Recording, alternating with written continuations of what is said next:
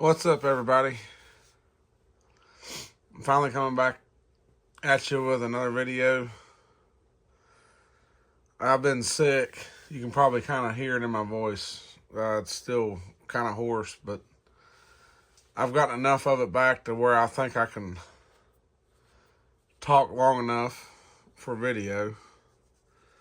Since I narrate my own videos, it's kind of hard to make videos when you can't talk, so that's where I've been for a while, trying to get over the sinus infection stuff and trying to get my voice back. But I had a comment, or not a comment, yeah, a comment on one of my videos. I can't remember the person's name or what who it was that commented that they wanted a review video, update video on my Thorogood Genesis boots. So since I've been wearing these boots to work and stuff, whenever the weather was a little bit warmer, I've got a little bit of time on these boots, and they've now become pretty comfortable finally. I know these, they've got a little bit of marks on them and stuff from just, wearing them and working in them and stuff, but the outsole is still pretty much like brand new, minus the rock in the tread there from wearing them to work. I don't know what kind of rock that is. Maybe it's a piece of crystal or something. I don't know. It's clear. But anyway, I don't think it was a piece of crystal. It was probably just a piece of glass, if anything. But yeah, the outsole on these is pretty well still like brand new. They're showing like virtually zero signs of wear, other than the random things that get stuck in the treads. Now these these outsoles, they do like to pick up rocks. So that's just something to take into consideration if you plan on buying a pair of these. If you wear these outside in like a bunch of gravel and rocks, and then you come off of that and then go into like a house with hardwood floors, you're going to be scratching up the hardwood floors, because these do like to pick up rocks, and they don't seem to release the rocks very easily when you're walking around.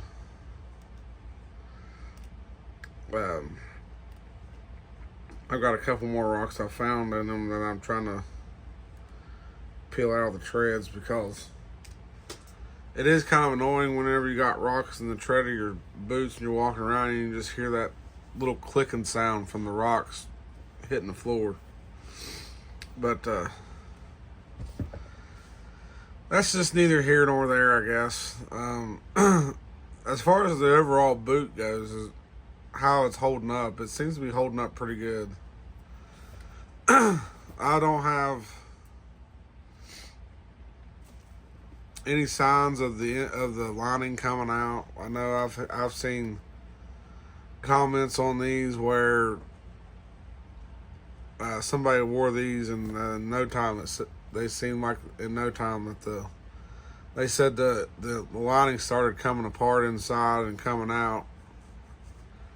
And they called them foreman boots. Basically, the foreman that's not doing anything would wear these, because they're not doing much of any actual work, but they look like, a work boot that would be used.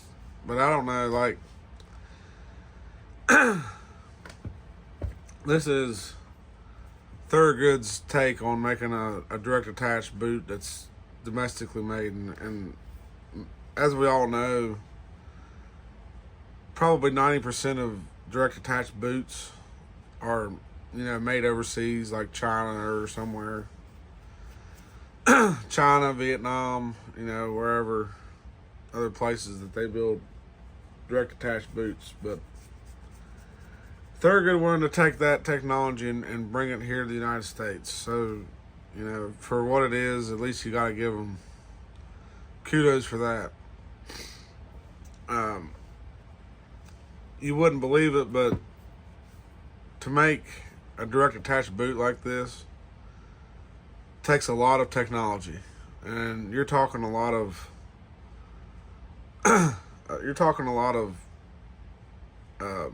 highly specialized equipment that is used to be able to prepare the leather on the bottom to receive a direct attached sole like this. I mean, and then this boot, most likely they take the boot after they prepare the leather on the bottom, and they probably clamp it in a mold full of the nitrile rubber that they mold the sole with, or they may mold them separately. There's a lot of mysteries because Thorogood hasn't released a video from the factory showing how these are made. It would be interesting if they would do that, because I'm curious myself as to what are they using to make these? How are they making these? How much of this boot is domestic materials instead of imported materials? As we all know, a lot of nowadays, a lot of the companies that still make boots in the United States are using some components that are globally sourced. And that's just because there's some materials that you can't get made here because there's no factories making it. But besides that, they did attempt to bring as much of the direct attach boot market to the United States as, that's more than what's previously been here. People would often shy away from a direct attach boot just because there's no resoleability, there's no recraftability to it. Once the sole wears out, the boot's done. Well, at the rate these soles are wearing, that's probably going to take a long time. I mean, you're probably going to get, I could see me getting multiple years out of this boot before any kind of major destruction comes up.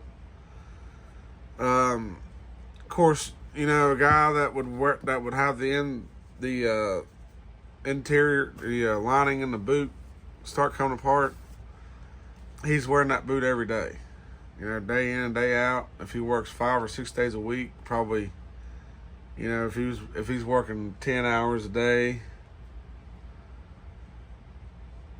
you're looking at 50 to 60 hours a week every day in the boot. And all that, sweat and wear from going in and out of the boot, lacing it up, and your foot shifting around, it's gonna wear the lining out. It's part of the reason why I prefer an unlined boot. But in order to have a waterproof boot, you have to have a waterproof lining in the boot. So that's why this boot here has been a wet weather / seasonal boot for me. When it rains outside, if I'm going to be outside in the rain, walking through water puddles and just being out in the rain and stuff, these are pretty fantastic. And my feet haven't gotten wet, not one time in these boots. They seem to be holding up. Of course, the common thing is with the waterproof boot, everybody says, the more holes in a boot you have, the more places you have for water to penetrate. and get on the inside of the boot and get to your foot. Well, that's probably one benefit of a direct attached boot for a waterproof boot is without a welt, you don't have any stitch holes in the welt for water to get through the stitch holes and get on the inside of the boot. But what you do have is you have to worry about the leather's ability to absorb water. Now, being waterproof, a waterproof leather typically means that the leather has been treated with a waterproof coating so that water beads off of the leather instead of getting absorbed in the leather. When leather absorbs water, it gets heavier and it gets softer, kind of like more spongier. And when you're walking around, you're getting extra weight, plus the water eventually soaks to the inside of the boot.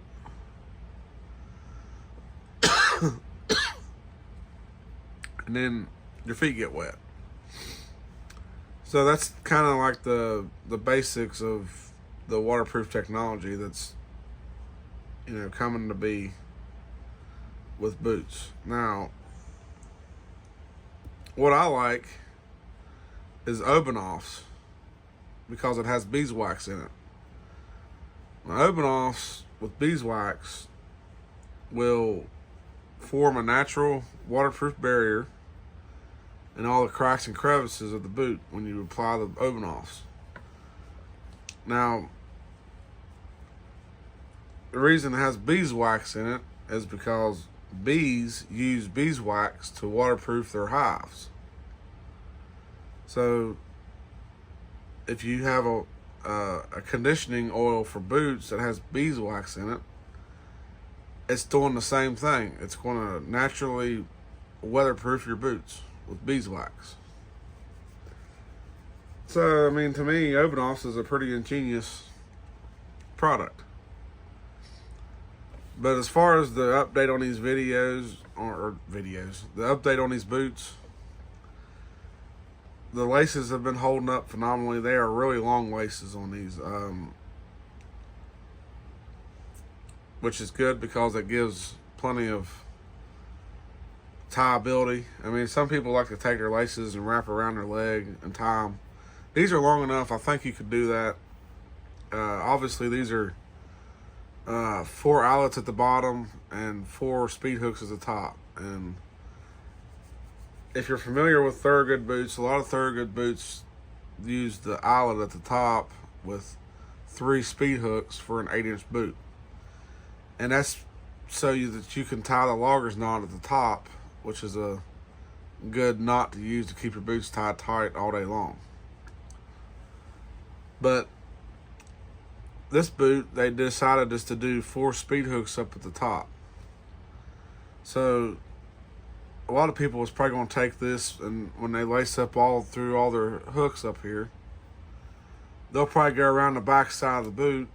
If you have a small enough calf size to do that, they'll wrap the excess laces around the back side of the boot and then tie the boot. And that's, just something that people does that it's to deal with the excess length in laces. Instead of cutting the lace down and then you'd lose your piece on the end, they just wrap the lace around their calf of their leg that goes around the shaft of the boot. But the stitching has been holding up really well. As you can see, there's not any loose stitching coming up. On the back side, there's no loose stitching coming apart on the back side on the heel counter or the back strap that leads up to the pull loop. So overall, construction wise, these have been holding up to me for pretty well. And I think a lot of that is just because I rotate boots, which helps extend the life of boots. I look for these to last quite a while. I mean, this boot is made out of some thick leather. I mean, you look, they didn't skimp out on the leather thickness on this boot, and because of that, this boot was hard to break in. But when you look at the thickness of the leather, I don't know if it's going to come up on video or not, but I mean, you look at the thickness of that leather is probably right on par with Thorogood's leather quality.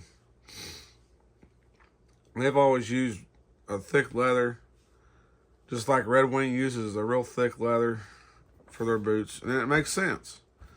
You want to build a boot that lasts, well, the best place to start is to start with using thick leather.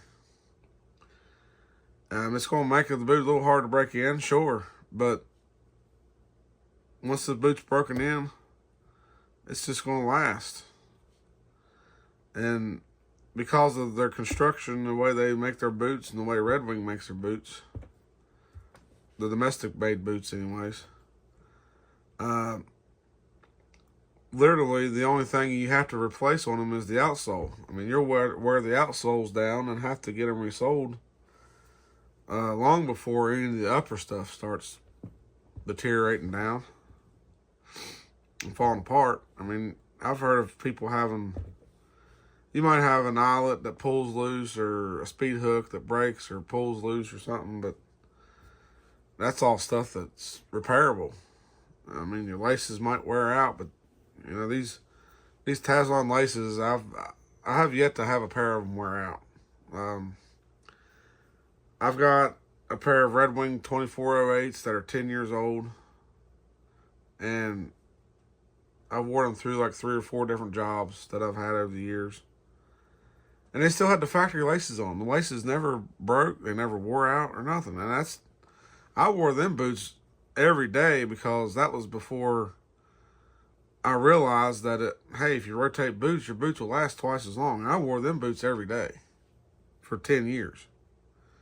And still the laces didn't break. The outsole did wear down a little bit. But finally, the thing that gave up was the leather literally pulled away from the gamming strip underneath that the Supersole welt was stitched to. So I wound up with a big gaping hole in the side down at the bottom where the leather meets the welt. That was what was the do-in on that. But that was probably largely my fault too, because one of the last jobs I wore that boot in, I was working in a meat department, and I was the guy that cleaned up the meat shop every day at the end of the day. So those boots got wet repeatedly.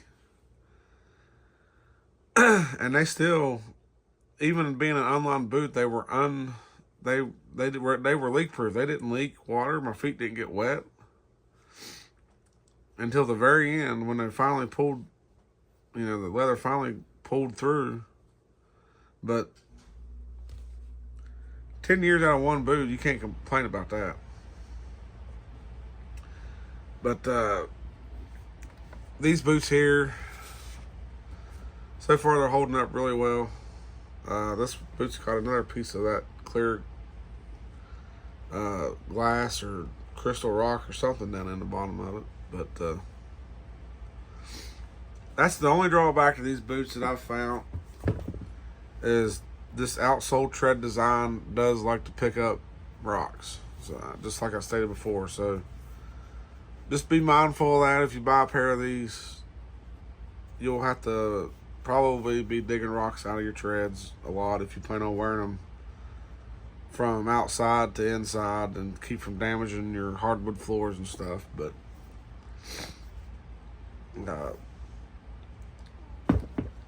that's about it on that.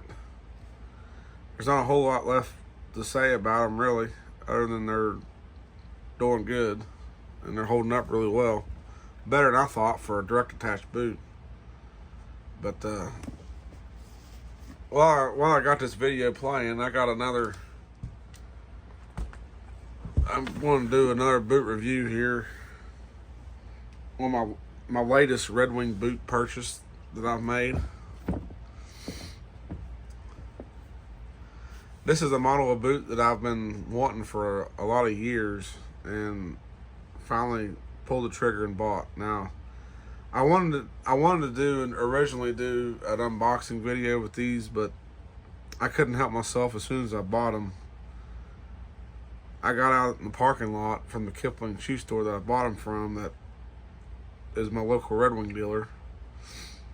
And before getting in the truck to leave, I took my Hey Dudes off and I put these on, brand new out of the box, and started wearing them that day, and wore them a lot since.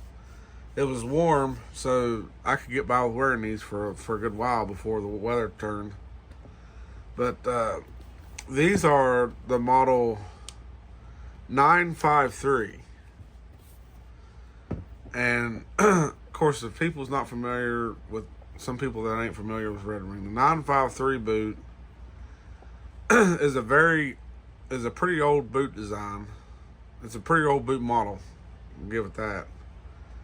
They've essentially been making this boot since the 70s, and it's remained unchanged. And what it is this is a Scholastic toe. I want to say it's a soft toe, but it isn't a steel toe boot, but it's more or less a Scholastic toe, where they put the toe of the boot in a machine that steams it and forms it into a permanent shape, so that you don't have that classic soft toe boot toe structure collapse like that's common with soft toe boots. These will actually maintain the toe structure almost like having a steel toe in there, but without the steel toe. So that's a plus about these I like. These have the most classic outsole designs you could think. I mean, that's why I say these have been unchanged since the 70s. This looks like an outsole on a shoe from like the 1950s to the 1970s. Like, it's just basic. And it even still says the Classic Redwing Supersole on it. And they're just oil resistant. But this, I've worn these boots to work a few times back earlier in the year when it was warm, when I first got them.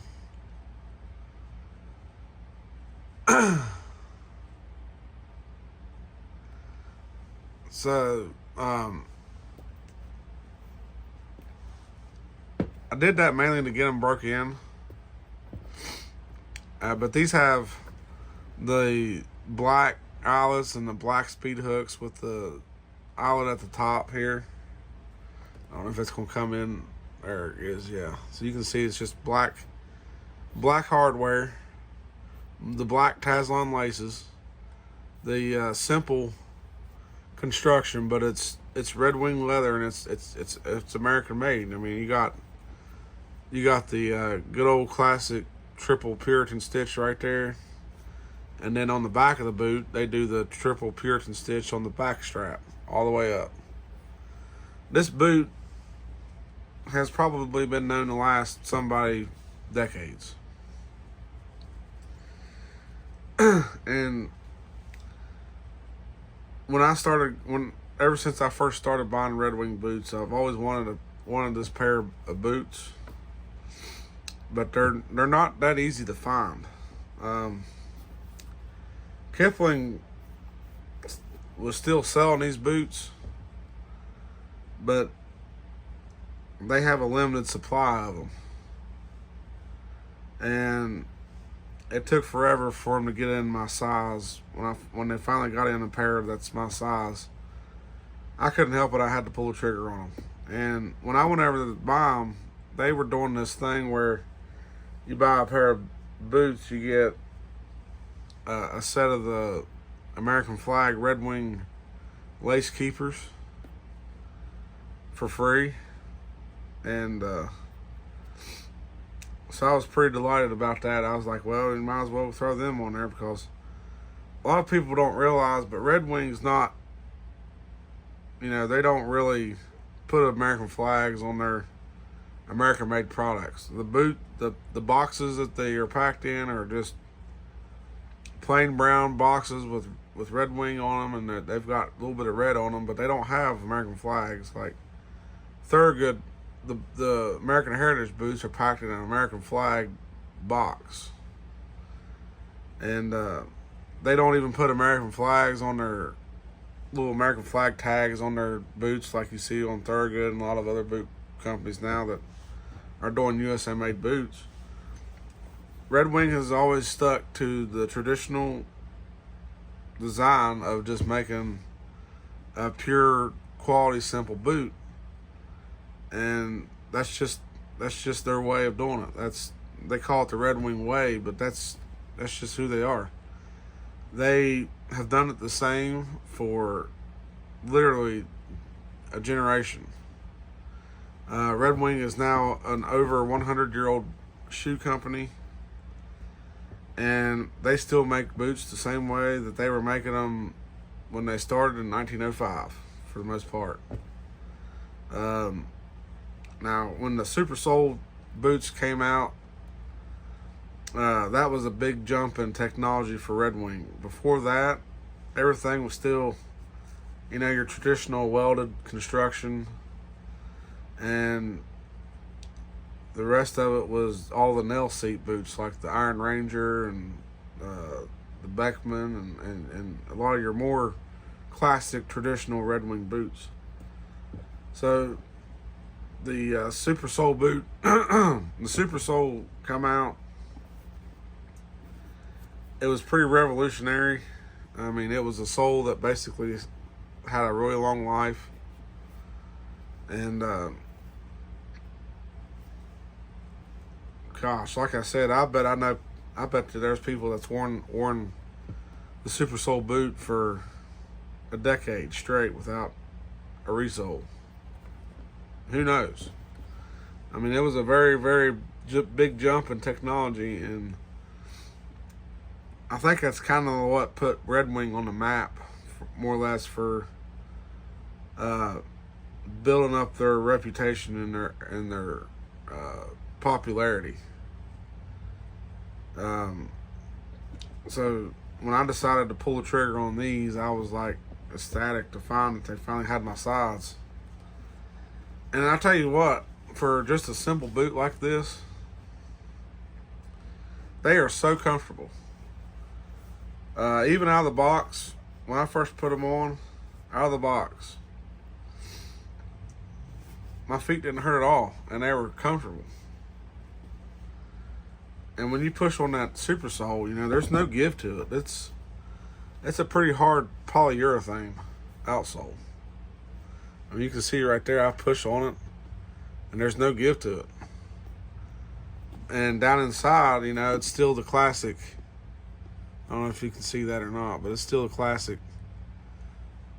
permanent, somewhat squishy little leather type insole that they put in these boots since the 70s.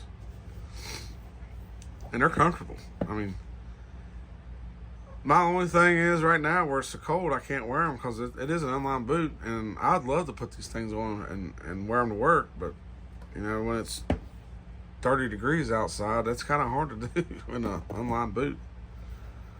But man, these things are just top notch. And they're still top notch. They haven't, like I said before, they haven't changed a single thing in the way they make these boots. They're made on the same equipment as they were back in the 70s. Using the same kind of leather, the same construction methods, the same everything. So yeah, these, if you can find a pair of these, I would highly recommend you buy a pair. Now, they don't look like much, and a lot of people are kind of skeptical about that outsole being how the lack of tread is on them. I mean, you got a little bit in the center there, and you got some pebbling around the outside there, and a little bit on the heel. But I'm telling you, if you just want a good good boot just to walk around in. Like say if you got to go to the mall or something, do a lot of walking. Right there you go. This is a fantastic boot just to wear to town. And, I wear them to work just because I don't really have a whole lot of toe hazards in my job. So, I don't have steel toe requirements, but a lot of times I wear steel toes just because that's what I'm so used to wearing, and I've worn most of my adult life. Pretty much ever since my foot stopped growing. And here recently, I've picked up a few pair of boots that are soft toe just to have, something to wear to town, to where I didn't want to just, I knew I wasn't going to need a steel toe boot just to go to town and, go eat at a restaurant or go to the mall or go just doing casual stuff, casual boots. But yeah, these are phenomenal. These aren't very heavy. They've got a little bit of weight to them just because of the quality of materials, but these are phenomenal. I would highly recommend you find a pair of these and pick them up. You won't be disappointed. Of course, the other boot here is just more or less the same. I've got to oil these up, clean them up a little bit and oil them because, like I said, I've worn them to work and stuff and beat on them a little bit at work because you can see I've got a little bit of scuffing on the back here from wearing them to work. But those type of scuffs, you can sometimes rub them back in and get rid of them, but that one doesn't seem to be going away quite as easy. But if I apply some oven-offs to it, it'll probably go away. It's just some minor scuffing on the back. At the end of the day, they are work boots. They're a soft toe work boot, but these were meant to, go the extra mile and do the heavy duty stuff. That's what I think I love about Redwing is the fact that they refuse to change their classic traditional styles of boots. Their traditional classic models, they continue to make them no matter how far ahead in technology we go. They've got the technology. If they wanted to, they could redesign this boot and they could turn it into the most ridiculously insane hiker looking boot full of synthetic materials and weird, crazy, direct attach outsoles that have all kinds of different layers to it, and basically ruin the boot more or less, in my opinion. But they got the technology. They could completely change this boot, and they could update this boot to 2025 standards, I guess you could say, when it comes to designing boots.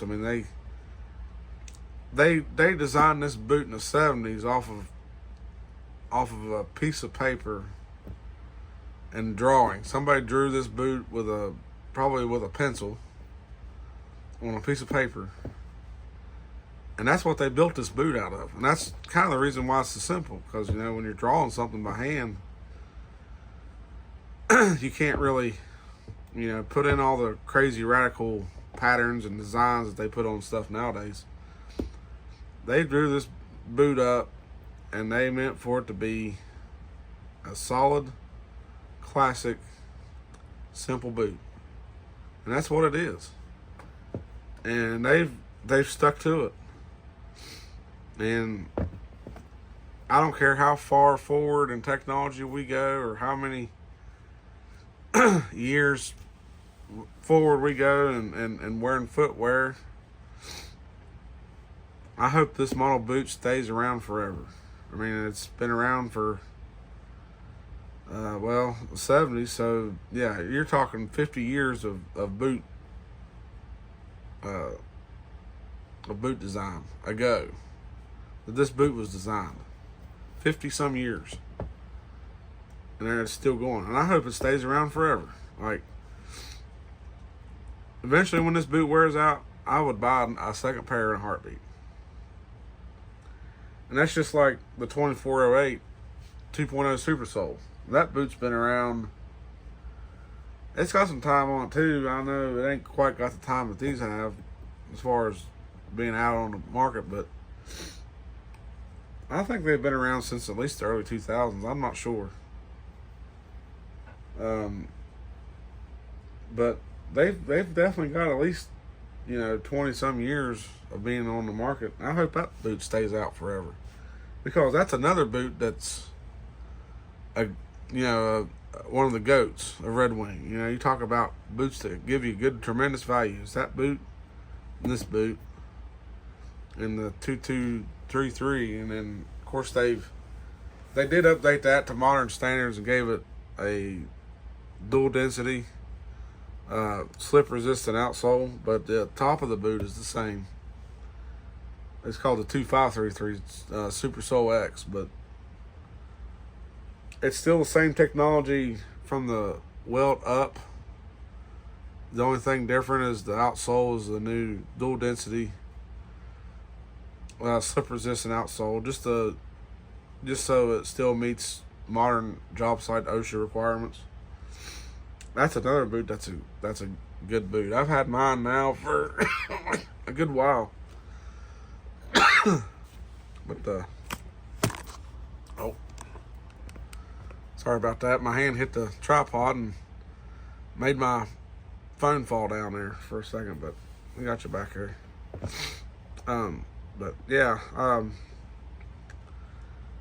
think that's going to be about it on this video. I know it's getting to be a little bit longer, but like I said, I've done an update video plus this review video on these 953s in one.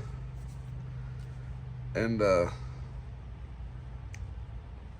so far I've been extremely happy with both models of boots. You can't really go wrong with either one. But if you're just looking for a soft toe, classic durable boot just to wear out to town or something, 953. That's all you need. So I guess that's going to be it. I'm going to leave this one here. And hopefully we'll be back a lot sooner this time with something else. Either another boot video or something else that I come across. I know the holidays are here now, so people's getting busy with holiday stuff. We just went through Thanksgiving, so that was a further delay in making this video, because I had to go, do Thanksgiving with family, so that takes a lot of time away from this. But we're through Thanksgiving, so now Christmas is coming up, so we'll have to we'll be busy yet still, going Christmas shopping and getting ready for Christmas and all that stuff. But I should be back pretty soon with another video. I need to, hopefully, as my voice improves and I can talk longer, videos will be coming out a little bit more frequently. And